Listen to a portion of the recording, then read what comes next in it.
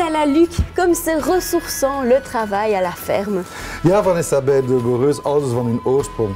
Alle activiteiten zijn gericht op landbouw en het fokken van beesten. Zoals in alle bedrijven eigenlijk, waar restauratie en landbouw naast elkaar loopt. Tu me dis donc que ici à Rochaud, la famille Boreux a une double profession, restaurateur et agriculteur. Je comprends donc un peu mieux la signification de l'enseigne, l'auberge de la ferme. Ik zie dat je alles begrepen hebt en laten we dat allemaal in beeld bekijken.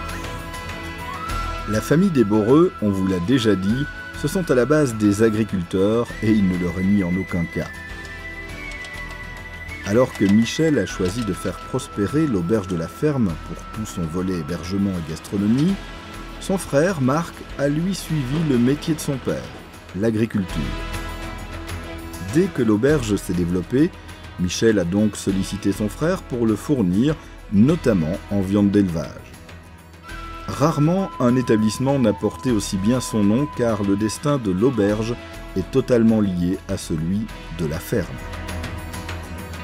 Ainsi, en concertation avec son épouse Christine, il fut décidé de démarrer l'élevage de vaches robustes, réputées pour leur viande, mais pas encore très répandues dans la région, les fameuses limousines. Il ne se passe pas une année sans que de nouvelles expériences soient tentées. Élevage des porcelets en plein air, mais aussi lapins, moutons ou même sangliers.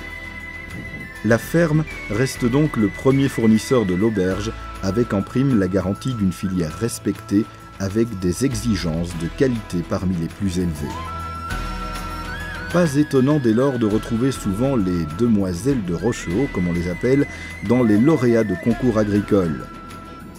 Marc Boreux peut se vanter d'avoir un palmarès à faire rougir tout éleveur digne de ce nom. Récompense au salon Agribex à Bruxelles, plus de nombreux titres de championne de Belgique pour les plus beaux spécimens du cheptel. Mais se vanter, il ne le fera pas. D'un naturel très réservé, c'est cependant avec plaisir qu'il vous recevra dans sa ferme si vous le souhaitez, pour vous expliquer son quotidien. Nous l'évoquerons plus tard dans ce documentaire, mais il n'y a pas que la passion de l'élevage que vous pourrez partager. Il y a aussi la passion des vieilles machines agricoles, mais ça, c'est une autre histoire.